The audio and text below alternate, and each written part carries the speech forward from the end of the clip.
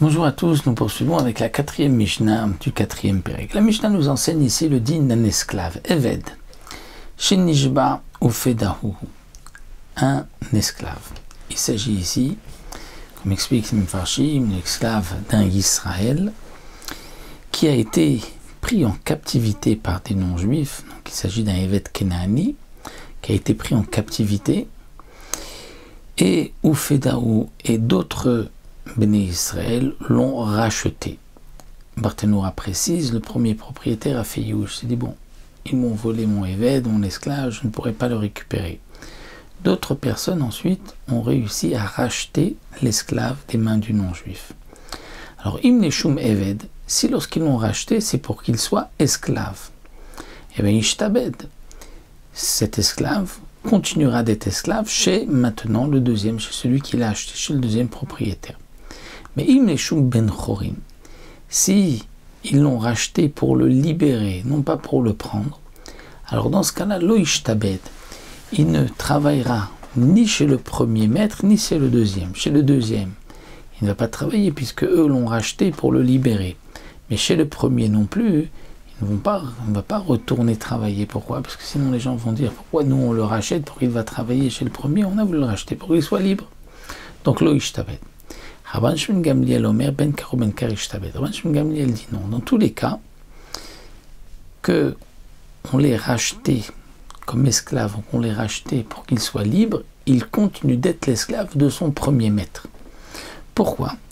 De peur que chaque esclave, dès qu'il voit une armée non juive, tout de suite il va aller se jeter dans leurs bras afin qu'il puisse être libéré du joug de son premier maître. Donc ça c'est ce que notre Mishnah nous enseigne ici, d'après Rabban Shimon Gamliel. La Mishnah continue. Evet chasso rabo apotiki le'achirim. Un esclave, qui est donc la propriété du maître, le maître l'a hypothéqué pour une dette qu'il avait vis-à-vis de quelqu'un. Il a emprunté de l'argent et il a hypothéqué son Eved.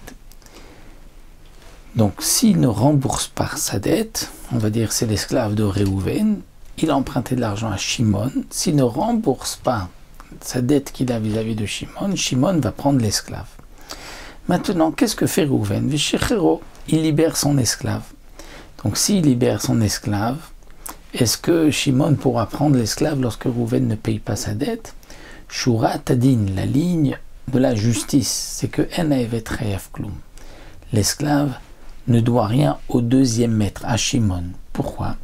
Parce que le fait que le premier l'a libéré, il a fait sauter l'hypothèque qu'il y avait sur ce Eved-là. Mais malgré tout, pour arranger le monde. C'est quoi arranger le monde pour l'équipe du monde? C'est que dans un cas comme cela, c'est vrai qu'il va être libéré l'esclave.